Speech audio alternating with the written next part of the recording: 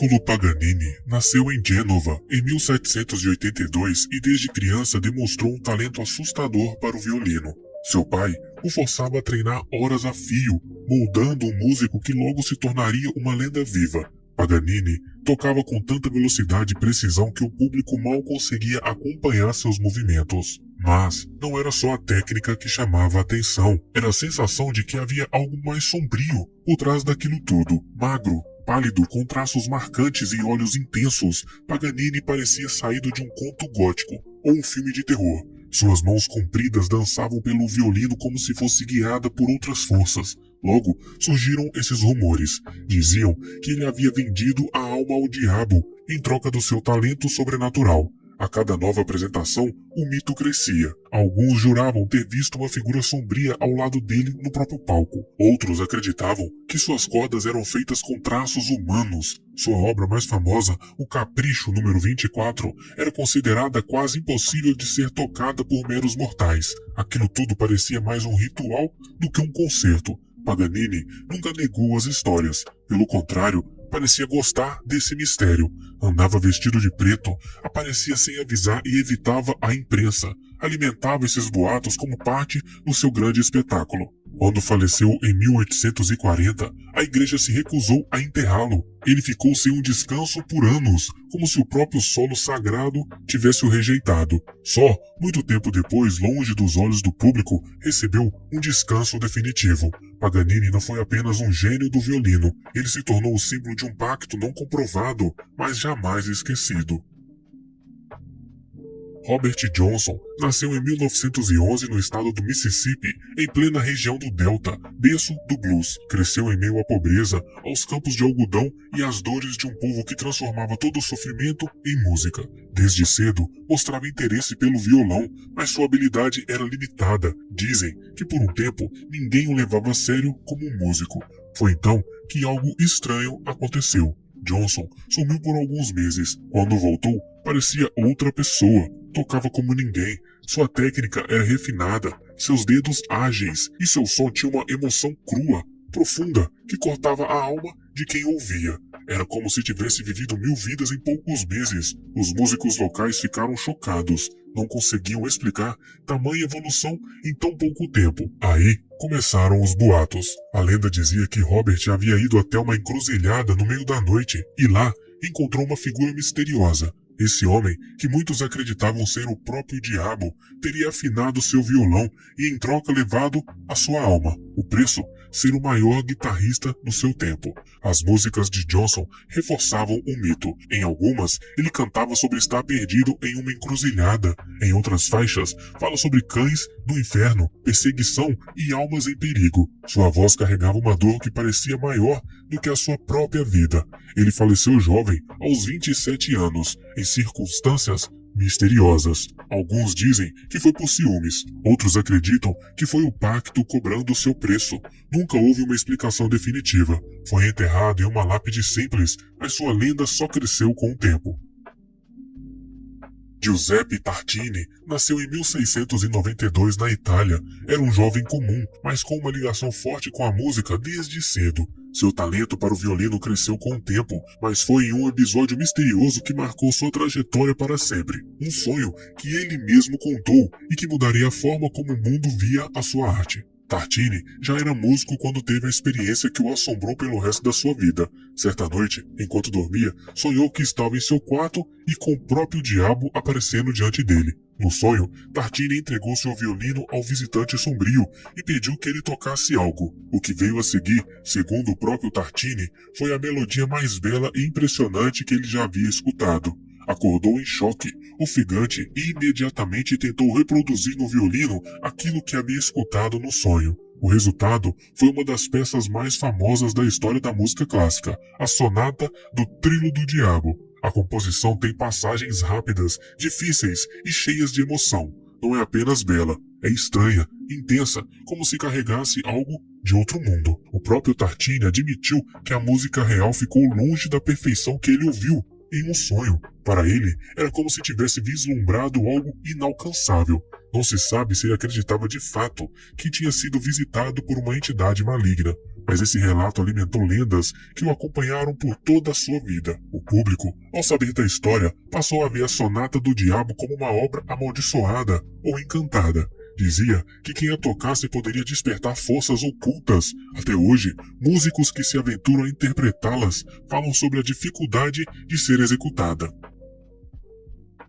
Urbain Grandier nasceu em 1590 na França e se tornou padre na cidade de Loudun. Carismático, culto e eloquente, rapidamente ganhou fama e influência. Era respeitado por alguns e odiado por outros. Sua aparência marcante e seus modos elegantes chamavam a atenção por onde ele passava, o que também despertava inveja e alta desconfiança. Mas foi no auge da sua trajetória que seu nome passou a ser ligado a uma das histórias mais perturbadoras do século XVII. Em 1632, freiras do convento de Loudun começaram a apresentar comportamentos estranhos. Diziam estar sendo assombradas por forças malignas, convulsionavam e acusavam uma entidade específica de tê-las possuído, o próprio Padre Grande. A notícia se espalhou como fogo. Logo, religiosos, juízes e curiosos cercavam a cidade. Exorcismos públicos foram realizados. As freiras em transe gritavam nomes de seres e afirmavam que Grande havia feito um pacto com o diabo para seduzi-las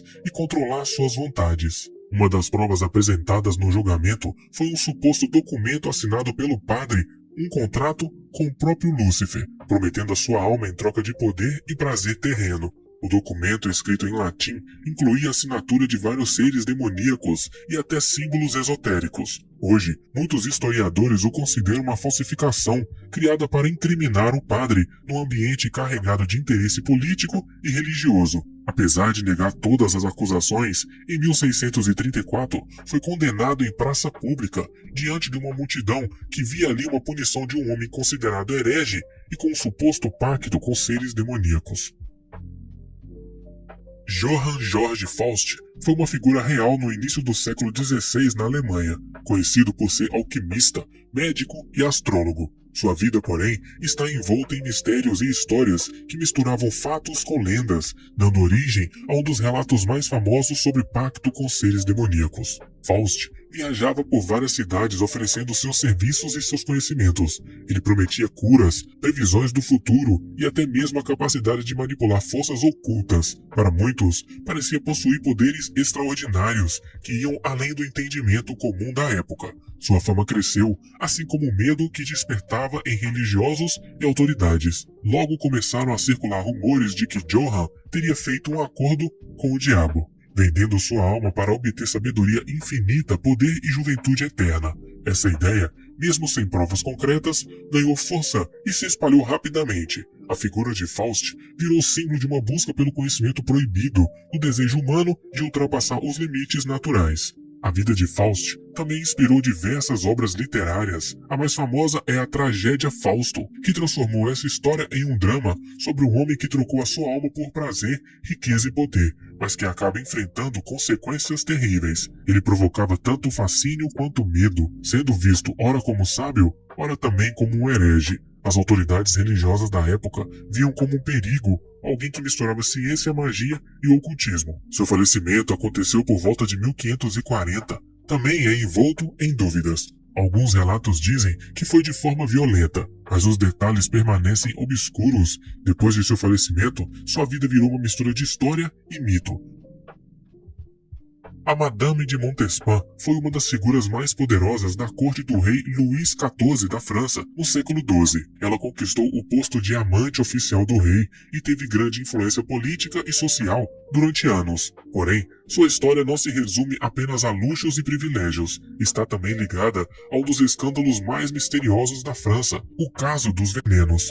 Esse episódio, que aconteceu entre os anos de 1670 e 1680, envolveu graves acusações de práticas ocultas, incluindo missas negras, feitiçarias e até supostos pactos com seres demoníacos. Montespan foi apontada como participante ativa dessas cerimônias secretas, nas quais acreditava-se que mulheres da alta sociedade buscavam poder, fortuna e controle através da magia negra. Segundo os relatos da época, a favorita do rei teria recorrido a esses rituais para manter o amor de Luís XIV e afastar suas rivais. Alguns acusadores disseram que ela usava feitiços e poções para garantir sua posição, o que, para a sociedade da época, equivalia a fazer um pacto com forças malignas. O caso levou a investigações que revelaram uma rede de envenenadores, bruxas e ocultistas entre a nobreza francesa. Várias pessoas foram presas e algumas sofreram uma condenação muito mais pesada, mas Madame de Montespan, por sua proximidade com o rei, nunca foi formalmente condenada.